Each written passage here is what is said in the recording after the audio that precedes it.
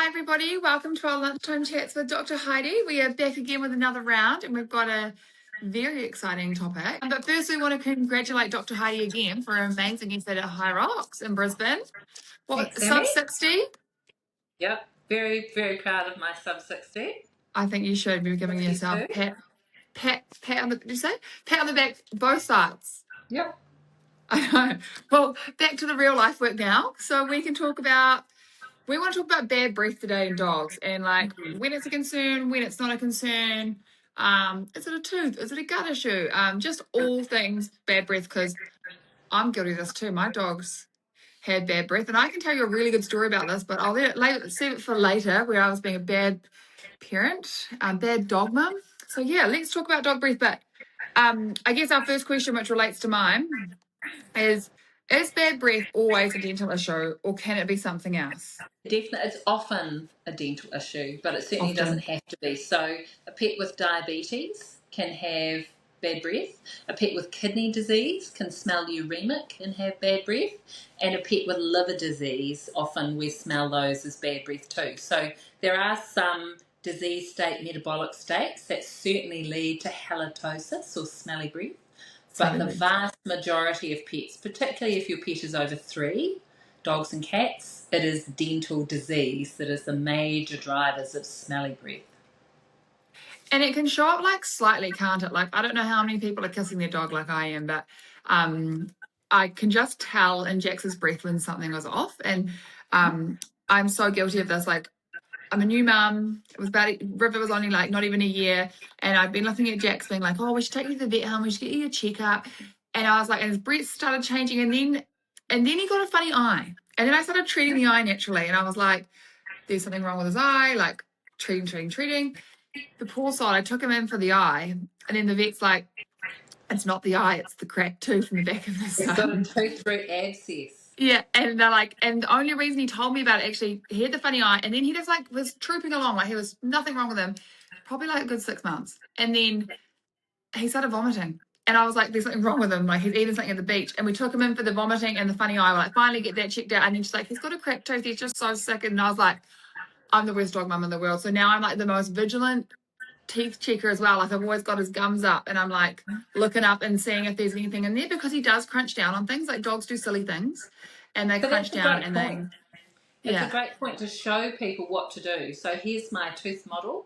So you need to lift the lip on your pet, flip the lip, as we say, and you should be looking at nice white teeth with a nice pink gum and the gum line straight across, so not receded.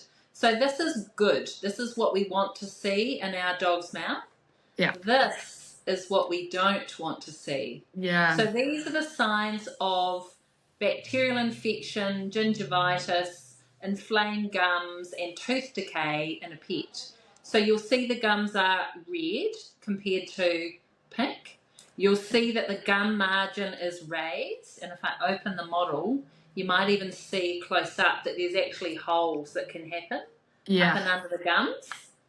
That's a really good indicator that your pet has dental disease. Yeah. And what happens is the infection gets under the gum line and it sneaks up around the periapical ligaments that hold the tooth as an anchor into the jawbone. And then you get gum recession, which is going to lead to tooth loss and tooth death. Yeah. So really, really important to do self-exams regularly on your dog and cat.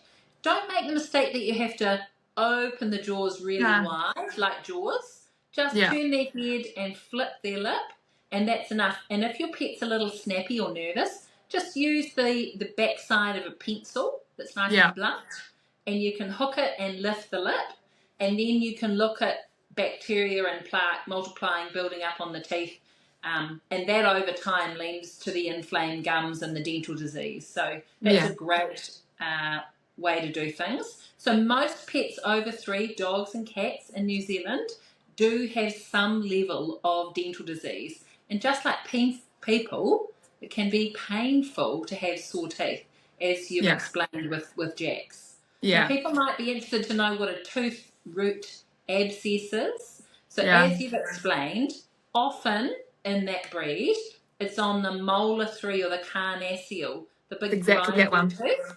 Yeah, that was it. So Yeah.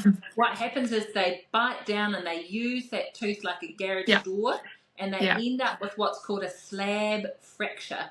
So a piece of Mm. the tooth slabs off, there's a divot in the side of the tooth, and the infection tracks up in through the side of the mouth. Sometimes infection will actually break out under the lip here, Yeah. but sometimes it comes right up through the front of the face, and these dogs end up with a swollen egg on the front Mm. of their face. And unfortunately, the only thing to do with that is to remove that broken and infected tooth and flush the Mm. socket. It's very Yeah. painful. Yeah, the poor little sausage. I've never seen him so out of it. Like, obviously, he got his balls off and he got another thing off, like, earlier. And he said it didn't even touch the sides. Like, he was just like the same dog. But this, he was like out for an entire day. Like, he was like Yeah, sleeping, and we had yeah, to have him go to the toilet. And yeah. Teeth yeah, are we really, really sore for dogs. really They saw, can't like, tell you that they're sore, but they often will show you. So the nah, things to look out for is red or bleeding gums, yeah, yellow or brown tartar build up in the mm, mouth. Your pet might be dribbling or drooling because they're in so much pain. They might have a head tilt and they'll chew on one side, or they may not feel like eating, so they're reluctant to eat. yeah, Those are all signs that your pet could be uncomfortable because of tooth pain and dental disease. yeah. Yeah, which is so essential to look out for, because, yeah, it was. If I picked up the signs earlier, I probably would have seen it, like if I was checking his teeth. And yeah, going on to my next question, because I've obviously now, I think that Jax did it on a cow hoof, because he loves cow hoofs. Well, he Yeah, did used to. He doesn't allow yeah, them anymore. yeah. Because I think he did it on that when crunching down. Mhm. And I used to really like them because I felt like they were sharp and they would sort of like self clean his teeth a bit as well. So Mhm. what's another like, I know some people like to brush their teeth and you can brush your teeth with a toothbrush, but what are some natural ways you can brush your teeth, or what foods can you feed? So we do a natural dog Yeah, toothpaste, an oral care gel, and it's got a base of coconut oil in it. yeah, And you can put it on a little finger toothbrush and yeah. get used. You cannot use human toothpaste, and you No, cannot use toothpaste with fluoride.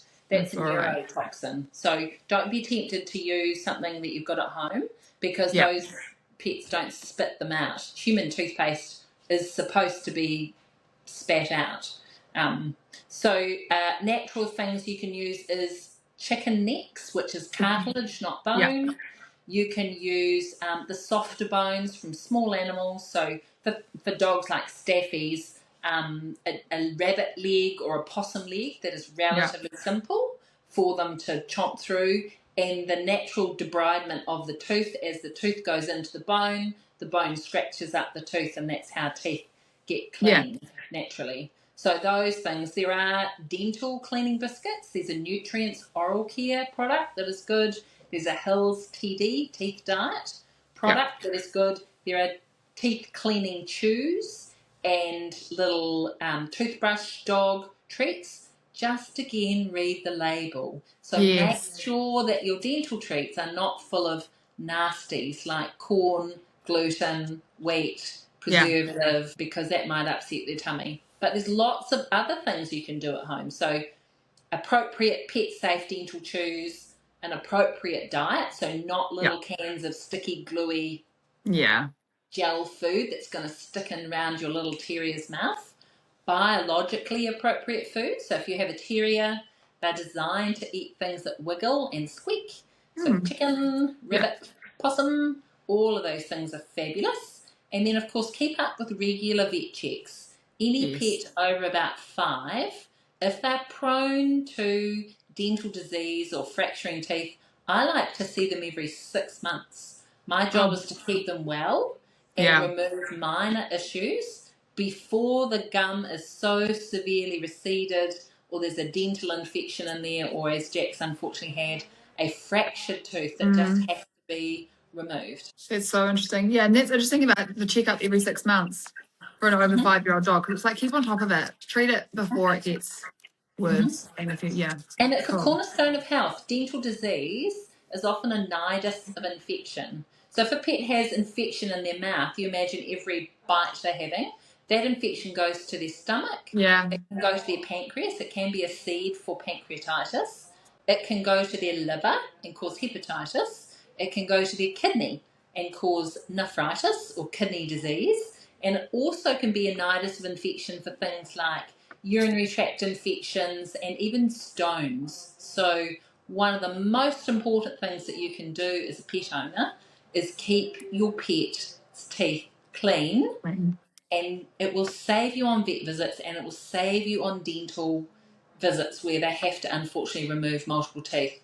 because when it's got to that level, often we're seeing small dogs, furry dogs, dogs that are groomed regularly, but maybe they don't like their mouth being looked at, and unfortunately by the time we get to see them, they're often what we call a trench mouth, Oh, which means they have severe high grade infection, pain, inflammation, and multiple teeth extractions, which is really painful for the pet and yeah. obviously not good for their health to have been eating all that nasty bacteria for all that time.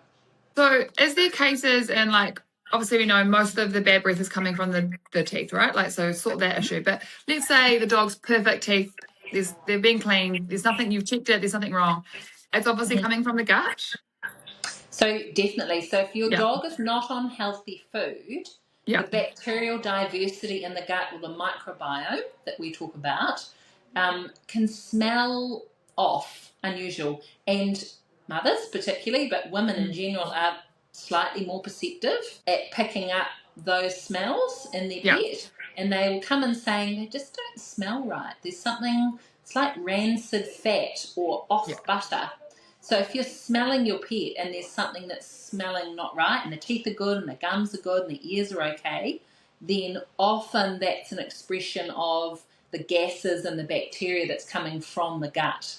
So that's a good time to talk about healthy, natural New Zealand unprocessed food, Yeah. 20% veggies in the bowl, pre and probiotics in their food, and fresh food, as well as, you know, preserved or pre-manufactured type food. So Yeah. you need you need a mix of food and you need diversity. If you imagine not only how boring for the dog it would be just to be eating the same little nugget of kibble every Yeah. day for the rest of their life, that is not joy for a dog. That is not exciting.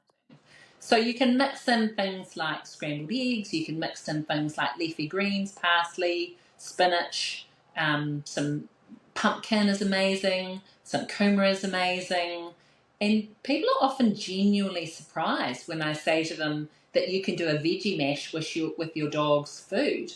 It's like we've forgotten that before processed food, dogs ate real food. They ate Yeah.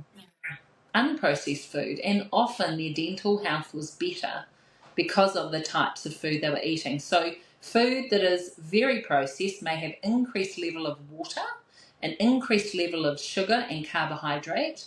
Carbohydrate in the body can turn to sugar, and the sugar, of course, the bacteria goes crazy. So, a lot of dogs that I saw during COVID lockdown were eating highly processed jelly cans of gloop, Mm. and didn't take long, and unfortunately we were doing massive extractions in those dogs. So if your dog has bad breath, don't ignore it. It's not just a smell, it's a sign and a signal. The earlier that we can detect dental disease, the easier it is to treat, and it prevents long-term pain for your dog. Yeah, because like I think what people like sort of have a conception of like, oh, it's too expensive to feed my dog all these healthy foods. But I think the biggest thing that I took away from one of our chats in the very early days was it doesn't like you don't actually need to go and buy anything extra. It's like start a little like bucket or a bowl as you're making dinner yourself, and Mm-hmm. like the things that are appropriate for your dog, just chop off the ends and like put them in a bowl and then put them and mix them into their dog bowl. You might give them that night, Broccoli, or you broccoli might do it stalks. Mm-hmm. yeah, the next morning, you know? So like those little offcuts that you might not want to eat are Yeah. perfect for your dog. And I am the biggest advocate for that as well, like, especially with ribs, dinners, Mm-hmm. like veggies and stuff we're feeding him. Like Jax just hangs out. He's like, oh my God, I know that I'm going to get like leftover veggies here and I'm going to get these things. I'm going to get that. So, because everything's so natural, we don't add anything extra to Rivy's food. So it's just so pared back and anything fresh. So I think people need to be aware that as you're making your bowl, your dinner, add stuff that can go into your dog's bowl later, even if you've already fed them. Mm-hmm. Um, I think it's so important. And then obviously as well, like I'll do a little plug for Ola's Kitchen here too. Like if you are looking to add something natural and powerful, you can put Ola's Kitchen in your dog's bowl as well, which is absolutely fantastic for their gut health. Probiotics and prebiotics Yeah. are foundational for building a strong immune system, diversification of the microbiome, and the stronger your pet's natural immune system, the less likely they are to succumb to infection, upset tummy, vomiting, diarrhea, pancreatitis. So it does save you money in the long term. Yeah. We all now are very aware of our own health and well-being, and it's just as important for our pet. So fresh, healthy, natural food. And if you're not sure what to start with parsley. So everybody can have a bucket right by the back door. Just plant a little parsley plant, vitamin C, vitamin A, chlorophyll and iron in parsley, and pick off a few pieces of parsley every day and just put that in some natural food for your dog. Your dog's breath will naturally smell better, and the chlorophyll is great for their whole gut and microbiome and their liver. So try that. That's a great natural holistic vet tip for your pet. We're done with our questions. Do you have anything else you want to add extra, Heidi? Well, I think dogs are one thing, but I think cats are another. Most cats really don't like having their teeth looked at by their owner. What you can do is put a little bit of olive oil or butter on the end of your finger and just get your cat used to licking the end of your finger, and then you're just going to try and flip the lip. Now, if you've got a really helpful extra person or teenager, get them to take a photo quickly or several photos of your pet, left, right, upside and top side, and then have a look at those on an expanded view, and you might be surprised. It doesn't take much of a lesion in a pussycat, particularly the lower teeth. They get these little holes in their teeth that are hard to see. They're very painful, and cats will just stop eating. And the owner thinks, oh, the cat's getting old. Well, they're not getting old. They've got a really painful tooth. So it's really, really important to have a really good look at cats. They're what we call closet sickies. They really don't show you that they're unwell until they're really quite unwell. So just a plug for pussycat veterinarians: pay particular attention to their teeth. Make sure that you're giving them biologically appropriate food that their teeth can crunch and grind into as part of their normal food. And if you're not sure, 50-50 is a good way to go. If you're a busy mum and you need to have some biologically appropriate food, then that's a great place to start. Awesome. Yeah, that's a great little tip for the cats as well, because we don't talk about cats enough. Okay, well, that's all from us. And then I think everyone should get super excited about tuning in next week too, because we're going to talk about anxiety in dogs and cats. Looking forward to it. We will see you back then. Okay, cool. Thanks, Sammy. No worries. Thanks, Heidi. Bye.